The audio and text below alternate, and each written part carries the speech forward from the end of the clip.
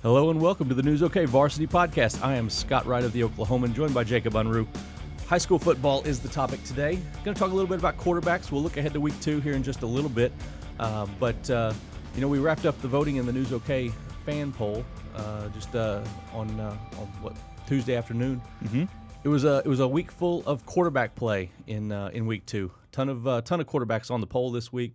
It's not always that way. It might seem logical that it would be, but it's not always that way. A lot of times we have receivers, running backs, and everybody else getting in the mix there. But a lot of quarterbacks on the poll. A lot of quarterbacks who weren't necessarily on the poll, but are having really good seasons so far. So let's jump right into that topic. Jacob, when you look at the guys that stepped up on and earned a spot on the poll this week, the fan poll for Player of the Week, what jumped out at you about those guys? Well, I think it kind of shows how deep this quarterback class is that we didn't realize necessarily for this year, even though some of these guys aren't seniors, obviously, but there's really some talented ones. When you look at it, Brandon George at Jones is one, moved in from Jacksonville last year, has developed into a really good quarterback, solid quarterback for them, who's got multiple offers, North Texas included. He's not in the same mold as a David Cornwell necessarily. Obviously, maybe not a Clayton Sims either that was there and moved to Deer Creek, but he's a talented quarterback with a lot of talent around him. Casey Thompson, I mean, you wrote about him for Player of the Week. He is just lighting up the scoreboard right now. What was it, 7 touchdowns? Yeah. He's had a bunch each week. He's getting better and better, which is a scary proposition for Edmond Santa Fe this week, who's got a really stout defense, but they got their hands full there. And Jack Diamond at Shawnee, I just got to give props to his name. Oh, yeah. That's just a fantastic high school football player name right there. Absolutely. I haven't seen him yet, but sounds like he can really throw the ball. Grant Decker at Edmond Memorial is one I have seen. I saw him week 1 against Southmore. It was his debut. He had I hate to throw this out there for a high school kid sometimes, but he had a Tony Romo-esque quality in the fact that he can move around in the pocket and create plays. He was elusive, but he was inexperienced, and he held on the ball too long a lot of times. Ran out of bounds a couple times when he shouldn't have. Did some mistakes like that, but he's got this elusiveness that I thought was really going to pay off, and it did last week against North. It's really interesting because, like you said, a lot of those guys aren't guys that we've been talking about as the elite quarterbacks in this group. You look at a guy like Terry Wilson, who is now committed to Oregon, who I'm going to see on Friday night against Midwest City. Micah Wilson from Lincoln Christian, we got to see when he came down to Choctaw for that game. Chandler Garrett, I've seen several times over the years, and once already this year against UConn. Those 3 guys are the elite of this group right now. They're the guys with the big D1 offers and all of that, and deservingly so. But it's going to be really fun to watch some of these other young guys grow up. Trey Gooch at Putnam City West, who I think is a legit college quarterback. Casey Thompson, you mentioned, I wrote about him earlier in the week. I interviewed Kendall, his older brother, when he was in high school, and I covered him a lot his last 2 years. Physically, Casey is already where Kendall was as a senior, if not a little bit ahead of him. Just his physical build. He's just built differently than Kendall was. Kendall's a little bit stringy, and he's not so much now that he's had 5 years in college and he's bulked up. But Casey is way ahead of the curve there with compared to what Kendall had. He's got all the skills. He's been starting now since his freshman. He's only a sophomore, but he's been starting for a year and 2 games. And I think that the ceiling is just unlimited for this kid right now. And like you said, Santa Fe's got a really good defense, but he's just got so many weapons around him in that offense. I mean, he threw 5 touchdown passes, rushed for 2 last week. 4 of the 5 were to different receivers, his touchdown passes. So he can spread the ball around and do a lot of different things with it. And none of those were to Dunye Rice, who I think is the most talented playmaker in that offense. Dunye Rice is a phenomenal athlete. I mean, he's so fast, so shifty, so dangerous. He's got that capability to break a play anytime he touches the ball, and it's really fun to watch. And you're right, Santa Fe. This is a different beast than they've faced the first 2 weeks, where they haven't allowed a touchdown as a defense yet. But I think that's going to change tomorrow night at some point. Not saying they're going to allow a lot. I have no idea, but they're going to. I think pretty sure Casey Thompson will at least find the end zone once. Yeah. Absolutely. Now, I'm gonna ask you a question. I'll give you my answer first to give you some time to think about it because I'm putting you on the spot here a little bit. But it's a Friday night, fourth quarter of a tied game. Whoever the opponent is, it's a competitive game. And you've got to take one of these guys to go win you a game in the fourth quarter. Who are you going to take? And like I said, I'll give you my answer first.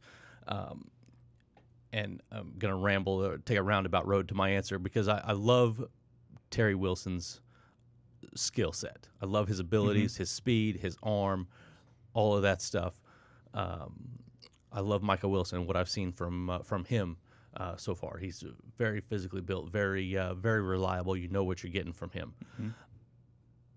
And I like a lot of these young guys too. But on a Friday night in the fourth quarter, if I've got to go get a game-winning drive or a couple of drives to put a game away, Chandler Garrett is still the guy that I take. People criticize his throwing motion. Maybe they want to say he's not as big as he's listed as. The kid is a gamer. On Friday night, he goes out and produces on the field.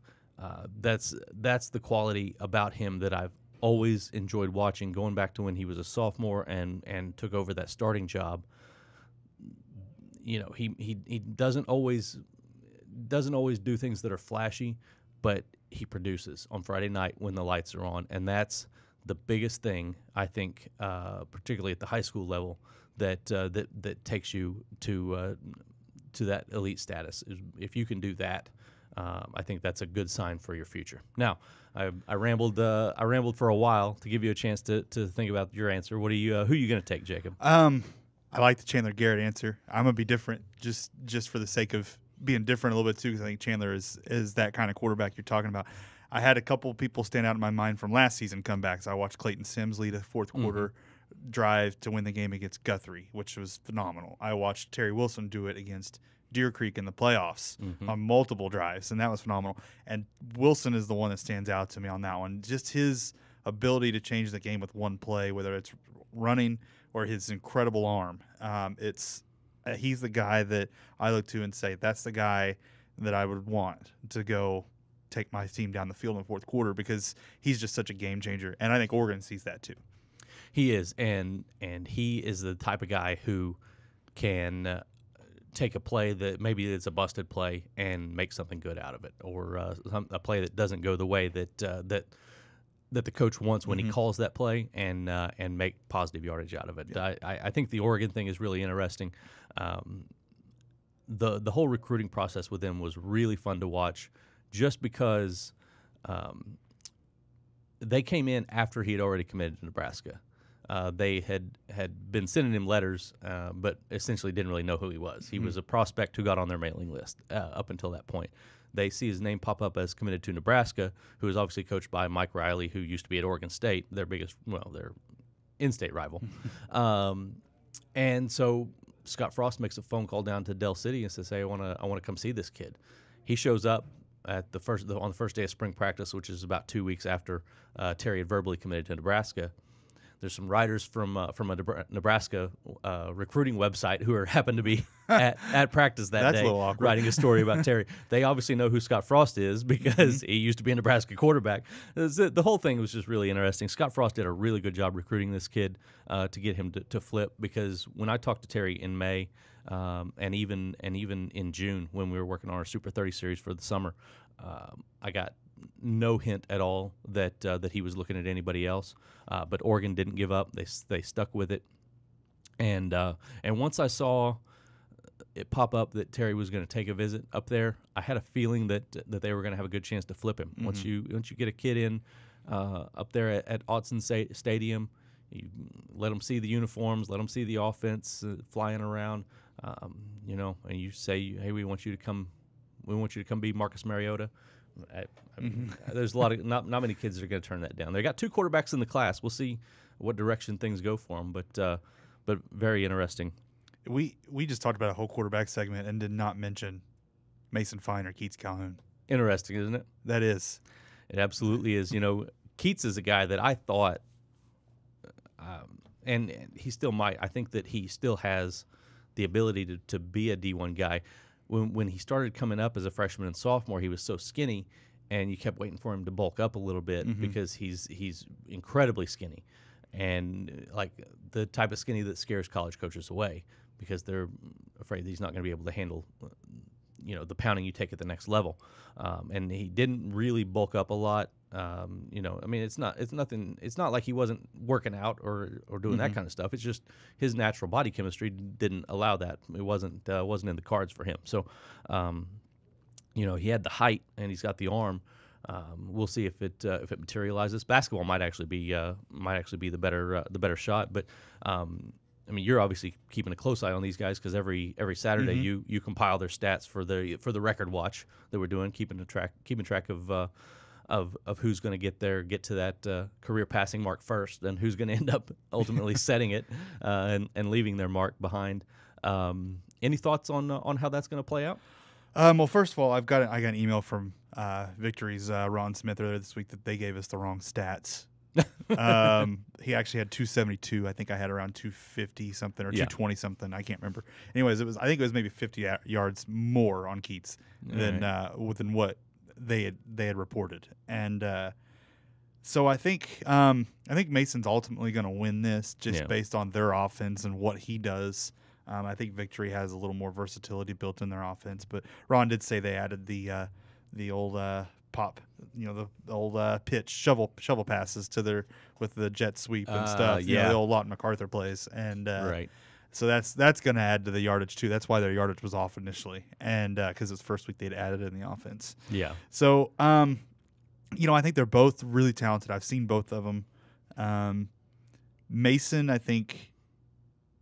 You talk about size on both of them, right? And I think they're both gonna have their issues with that, but I think Mason's ultimately gonna come out on top on this, in my opinion. But I think Keats is gonna be right there behind him, obviously. Yeah, just the pace that Mason set last year, going out and throwing for 5,000 yards, is just really ridiculous. I mean, Keats has been really steady his entire career, right in that 3,000 yards per season type of range.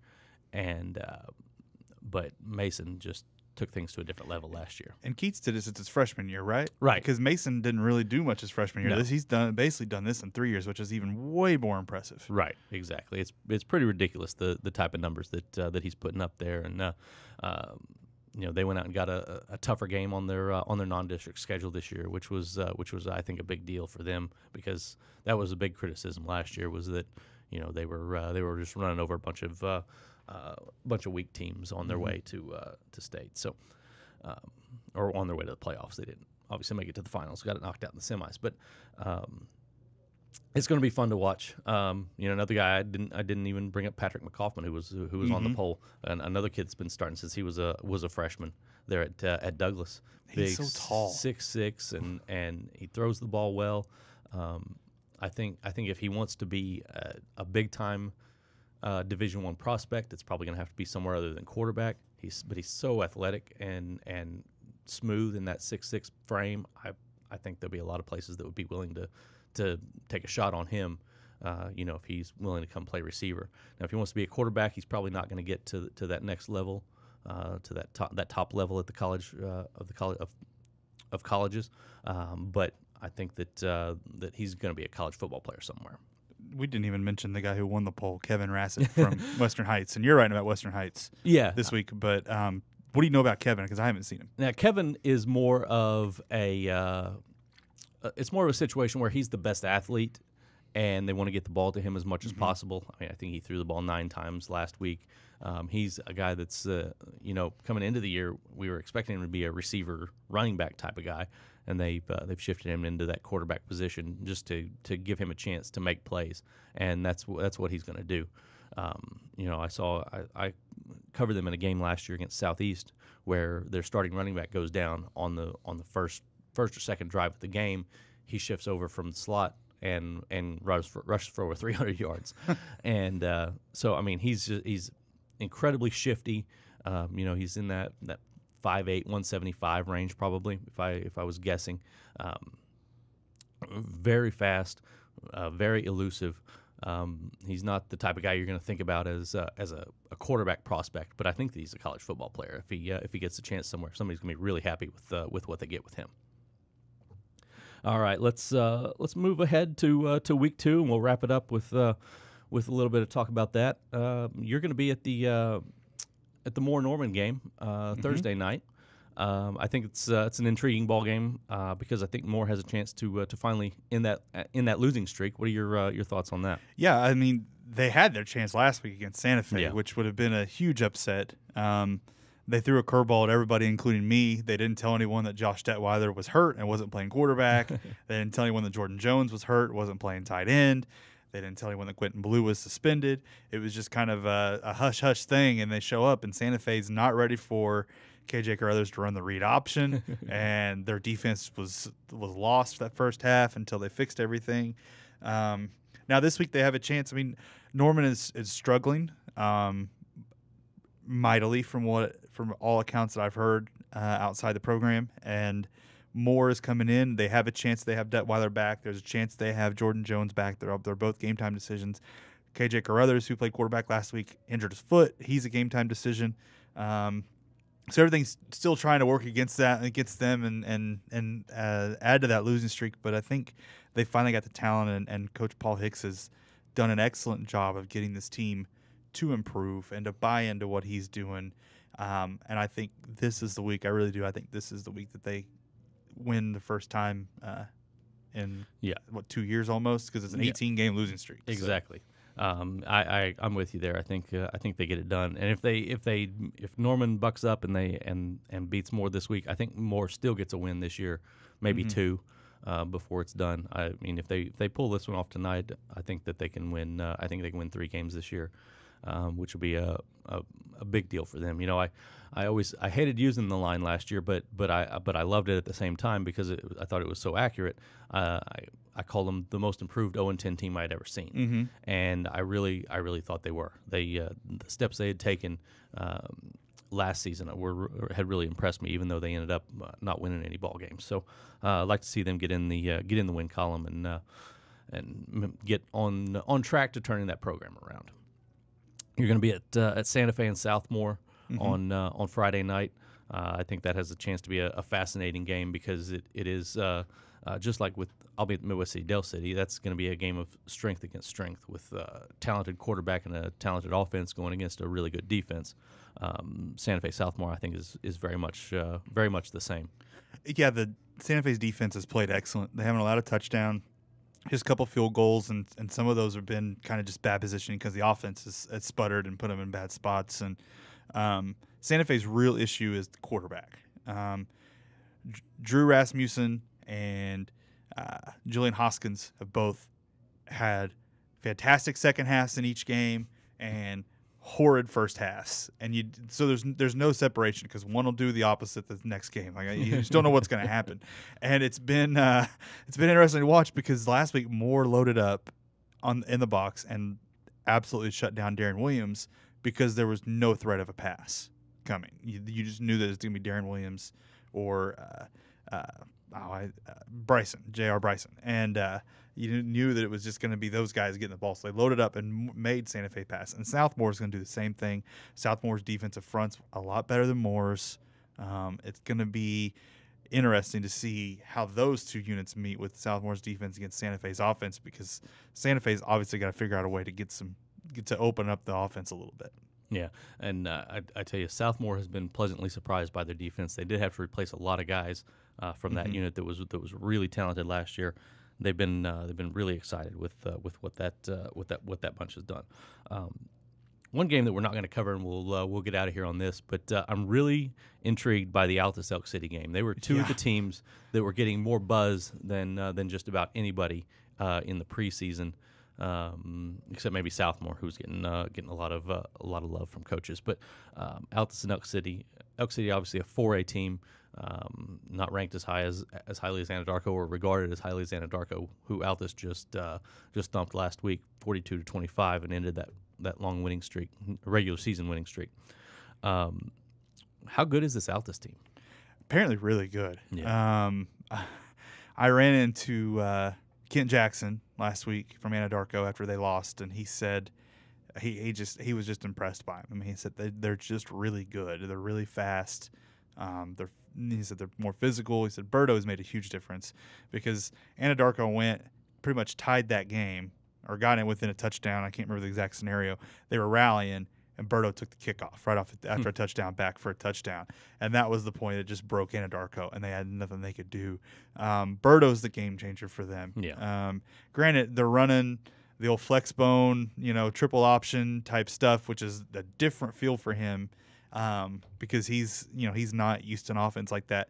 But once he's getting more and more comfortable in it, he's going to be incredibly dangerous. And I just keep hearing all kinds of coaches talk about how good this team is and how dangerous they are, and what is appearing to going to be an open 5A at this point. Yeah, it looks like it's wide open, and they're going to be right there in the mix. I don't know who to call the favorite in that class right now, and I don't know the contender list. If you made that out, that'd be a pretty long list at this point. I think there are a lot of teams that are going to be in that mix right there, and some at the bottom half of that top 10 who are kind of beating up on each other right now.